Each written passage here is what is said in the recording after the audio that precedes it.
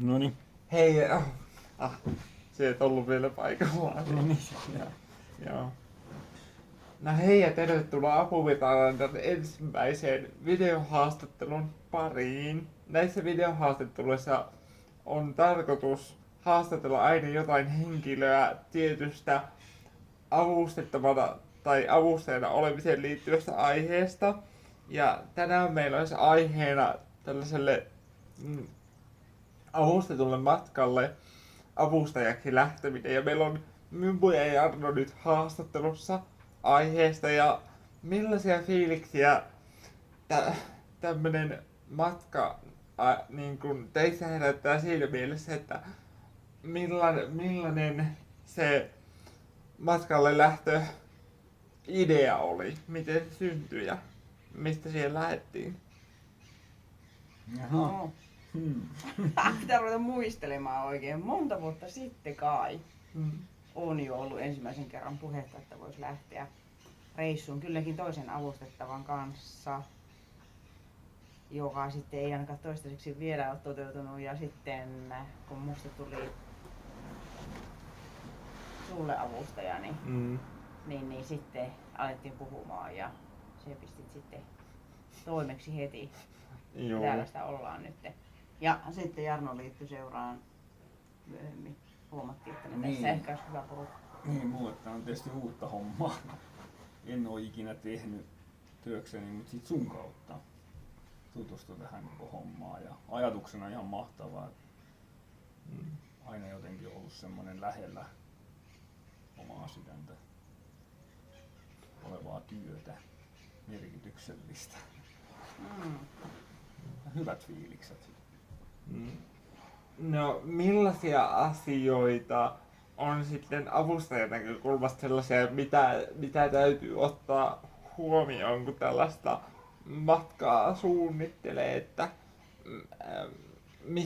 mitkä on niinkö ensimmäisiä sellaisia juttuja, mitä avustajan täytyy huomioida, jos joku heittää idean, että hei, lähtisitkö tällaiselle reissulle avustamaan, niin mitä pitää miettiä, mikä olisi semmoinen pieni muistilista, että ai niin, mun pitää pohtia tämä juttu. No ainakin nyt semmonen, että pystyykö ylipäätään irrottautumaan sitä omasta arkielämästä, niin kun, jos on itsellä pieniä lapsia tai mitä nyt onkin sitoumuksia, niin että miten ne järjestelee ja kuinka pitkä matka tulisi olemaan. Ja Ne olisi aika haaste, jos olisi niin kuin sen ikäisiä lapsia, että eihän niitä voi sillä tavalla jättää, mitä ottaa mukaan matkalle. Tai sitten olla joku. Meillähän nyt sellainen tilanne, totta kai se tilanne on omasta näkökulmasta ainakin niin kuin ottaa huomioon, että me pystyy tekemään oikeastaan lähteen tälleen vapaasti. Omat lapset on sen verran isoja, että täysi-ikäisiä, että ei ole mitään huolta sen suhteen. Ja oikeastaan vaan pelkästään ajatusta pystyy lähteen, ei ole mitään mikä pidättäisi ja pitäisi kiinni esimerkiksi kotisuomessa. Ja ainakin tietysti sen matkan ajankesto, että kauan kun matka kestää, niin totta kai sillä on merkitystä. Viikoksi lähtee helpommin kuin sit, mitä tämä meidän matkakin. Niin hän on 2 kuukautta, niin tämä on kuitenkin semmoinen aika, että ihan kuka tahansa ei pysty lähtemään näin pitkälle matkalle. Ja sitten tässäkin, niin tänä aamuna mun nuorempi tytär soittaa, että hei, hänhän voisi tulla lukemaan niitä omia opintoja tänne meidän kanssa, niin siitä jo käytiin aamukahvikeskustelu, että se on ihan fine, että se voidaan.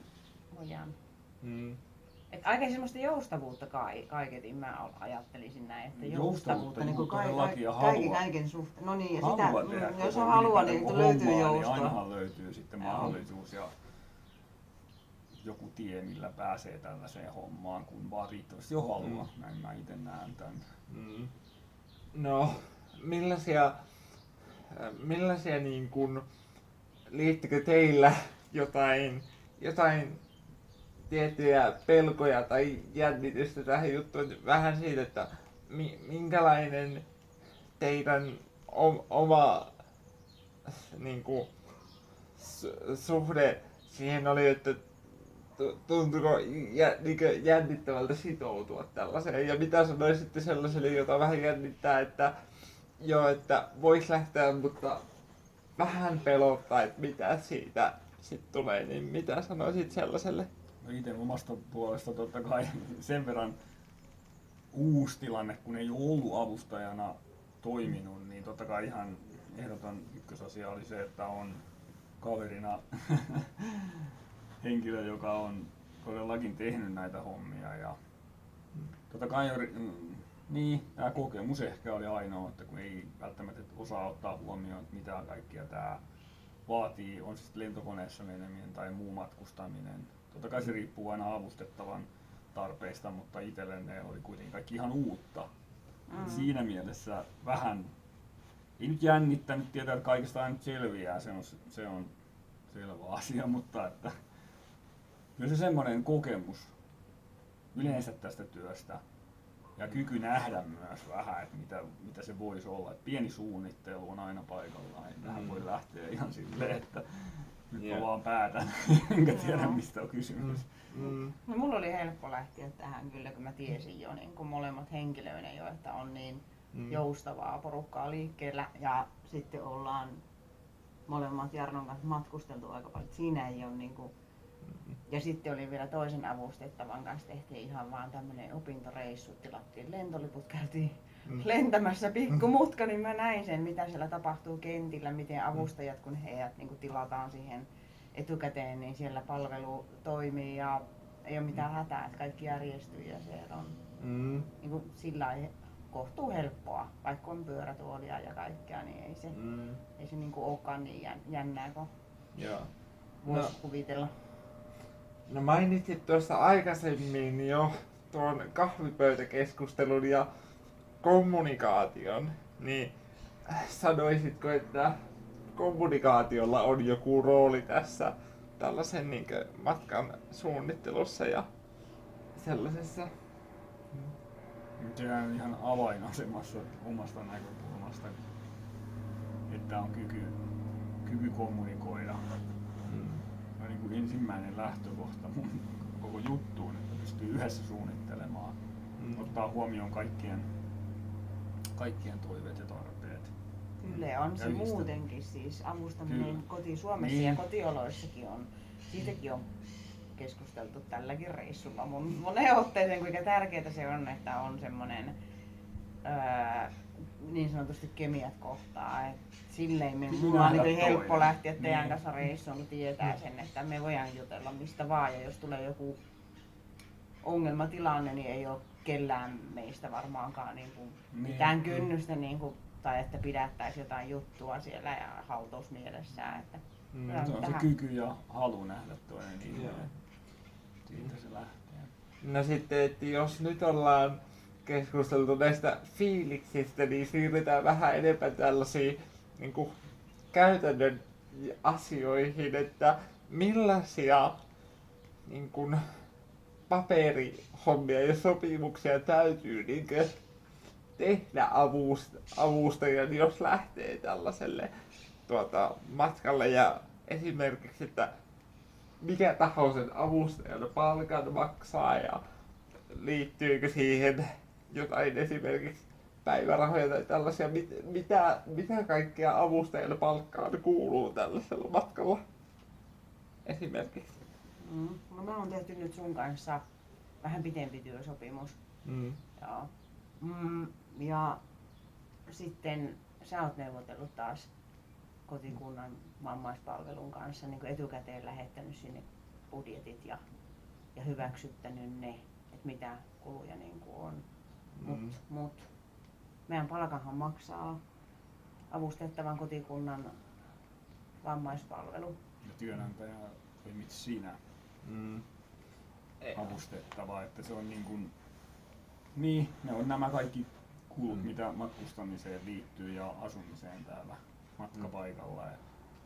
Ja päivärahojahan ei nyt niin kuin ole kaiketi. Sehän varmaan riippuu tietysti kunnasta ja käytännöistä. Mutta tässä, näin mä oon ymmärtänyt tässä on vaikea, kun ei tiedä vielä, kun on matkan alussa, mutta että näähän on hoidettu tämä asuminen, siihen on budjetoitu kuukaudessa tietty summa. Ja sitten tuntimäärät, mitä avustettavalla on. ne on budjetoitu. Ja sitten on ateriakorvaukset, näin mä oon ymmärtänyt, että ne on budjetoitu. Joo. Ymmärsinkö nyt siis oikein, että jos haluaa vaikka joku avustettava lähteä niin tällaiselle matkalle, niin sen avustettavan ei tarvitse itse maksaa kaikkea mahdollista, vaan että se, niin kuin, että siitä voi neuvotella esimerkiksi vammaispalvelun kanssa Joo, näistä asioista. Joo. kyllä. Mm.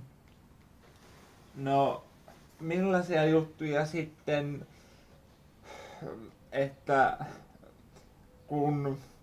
kun liikutaan esimerkiksi pyörätuolien tai muiden apuvälineiden kanssa, niin mitä avustajan näkökulmasta kannattaa huomioida siinä, että kun liikutaan vaikka lentokentällä ja lennoilla, niin sanoisitteko, että siihen niin kannattaa varautua, että kaikki ei menekään aina niin ihan siihen sen pisteen mukaan, mitä on suunniteltu, vai voiko aina luottaa siihen, että kaikki menee ihan just silleen niin minuutille ja on aikataulut tehty?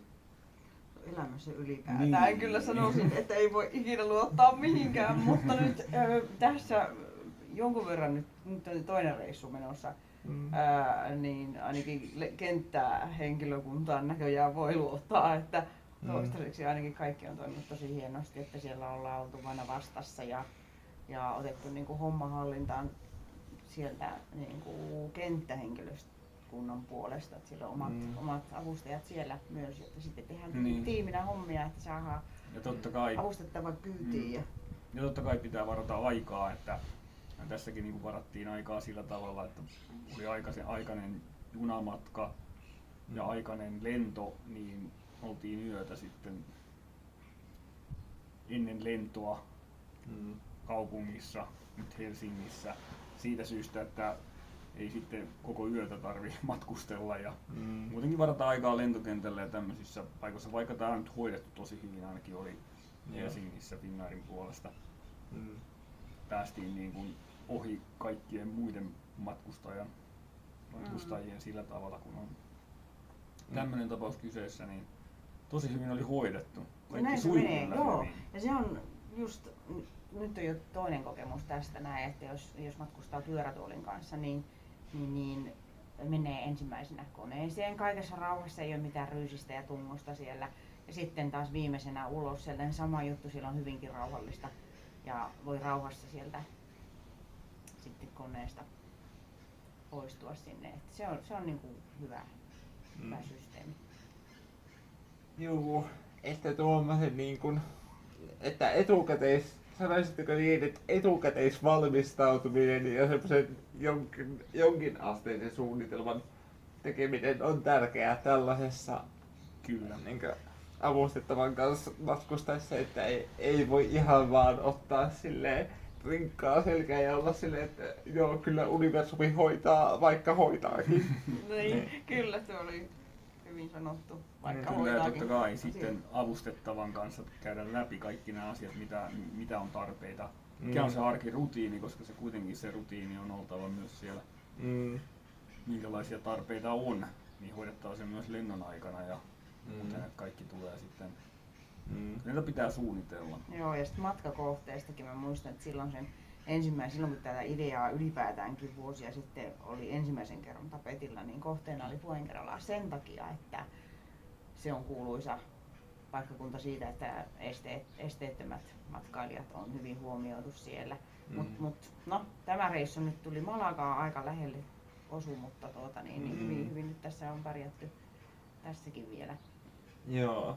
Et semmonen on ihan viisasta niinku vähän tutkailla, että miten arvelee sen esteettömyyden, niinku, että miten ne on hoidettu. Että ainakin Niin, jos varmaan Espanjassa on hoidettu aika hyvin. Kyllä. Niin, jos on pyörätuolissa, niin vaatii aina vähän enemmän tilaa. Täälläkin huomioin tässä talossa, missä ollaan, niin oviaukot on paljon kapeampia mitä koti-Suomessa, niin täällä on vähän irroteltu ovilevyjä paikaltaan, että juuri karmeista mahtuu menee pyörätuolilla, että semmoista pientä huomioimista senkin suhteen, että minkämoinen paikka se on se asunto, missä vietetään aikaa. Joo, ja nikkaroitiin sitten se vessakunto, että saatiin ne Ja ramppeja tuet sinne. hommattu sitten Joo. portaisiin, koska täällä ei lähtökohtaisesti ole kyllä huomioitu ollenkaan pyörätuoleja tässä asumisessa. Kyllä. Ja Niin. sitten neuvoteltiin tämän talon omistajan kanssa etukäteen näistä, niin sieltä tulee ramppia ovista ja ikkunoista. Että hyvin on hoidettu. Hyvin on Joo. silleen. Mut se on sitä omaa huomioimista just, että ollaan vähän suunniteltu tätä etukäteen ja katseltu. Kyllä sitä totta kai on tehtävä. Ja se on hyvä, kun se kommunikaatio siinäkin toimii just, että sitten niin kun yhteistyössä avustettavan kanssa yhdessä käydä läpi asioita, niin tulee selkeä kuva siitä koko matkasta. Että Joo. niitä pitää ottaa huomioon. Totta kai tässä nyt opitaan itsekin tässä koko ajan, että tämä on sitten parasta, että tässä sitä oppii. Eli semmoista tietynlaista ennakkosuunnittelua, mutta myös aivoannosjoustavuutta sitten siihen mukaan, että niin kuin sanoisitteko, että sellaisilla eväillä avustajan näkökulmasta niin selviää aika pitkälle näistä ja sitten se kommunikaatio juttu. No olisiko teillä vielä tähän loppuun jotain, mitä haluaisitte sanoa? Nyt on vapaa sana mitä tahansa, mitä tulee mieleen. Niin. No ainakin se, että tämä on ihan mahtavaa hommaa. Tähän asti on ollut nämä päivät, mitä täällä on ollut, että todella mahtavaa työtä. Ja on se aivan siis tosi Kivaa huippua. meillä on ollut siis. No on. Tästä avustajien näkökulmasta ja avustettavankin näkökulmasta varmasti Joo. on saanut nähdä. Mutta se on niinku aivan huippu, että pystyy niinku olemaan toteuttamassa Niin, mahdollistamassa avustettavan tällaista niinku matkaa. reissua, joka muuten jäisi toteutamatta ehkä. Niin johan tässä nyt kyllä on hyvinkin merkityksellinen Niin, olo. kiitollinen olo siitä. Ja ymmärsinkö oikein, että teillä olisi tarkoitus tulevaisuudessa myös tehdä tällaisia kyseisenlaisia matkoja muutenkin, että teihin voi ottaa yhteyttä halutessaan ja olla silleen, että hei, aletaanpa suunnittelemaan tällaista. Joo. Kyllä, Kyllä ehdottomasti tästä on puhuttu ja tämä on ihan Joo. parasta työtä, mitä voi itse nyt tällä hetkellä kuvitella tässä. No mitä kautta teihin saa yhteyttä ja haluatteko, että laitetaan esimerkiksi videon alle tai tietoihin jotain yhteystietoja tai muuta? Että... Joo, no Joo. tässä nyt tää tulee tänne Apuvirta-sivustolle, niin tänne nyt varmaan tulee tässä matkan aikana lisääkin materiaalia täältä. Tässä nyt on vasta muutama päivä oltu täällä, että kuvataan lisää ja lisää materiaalia ja laitetaan yhteystietoja ja Hei, eikös me eilen illalla sähköposti viritelty? Joo, tosiaan, että sitten että jos teillä on jotain kysyttävää tai ehdotuksia siellä videon katselijoille, että mistä haluaisitte tietää tai niin kun, mistä haluaisitte tulevissa jaksoissa keskustella, niin apuvirtaareena@gmail.com, niin sinne kun laittaa sähköpostia tai sitten ihan tuonne Facebook-sivuille, niin saadaan sitten vähän viitteitä siitä, minkälainen materiaali teitä katsoja kiinnostaa, mutta kyllä laitetaan sinne kommentteihin yhteystietoja ja kaikki nämä sähköpostiosoitteet ja joo, sinne vaan kommentoimaan joo, myös Facebook-sivuille tähänkin julkaisuun kommentteja, mitä tulee mieleen asioita. No, jos teillä ei ole nyt vapaa sana on edelleen käytössä, mutta jos ei ole muuta sanottavaa tähän hetkeen, niin kiitos haastattelusta ja jatketaan ensi kerralla. Kiitos Kiitos paljon sulle. sulle.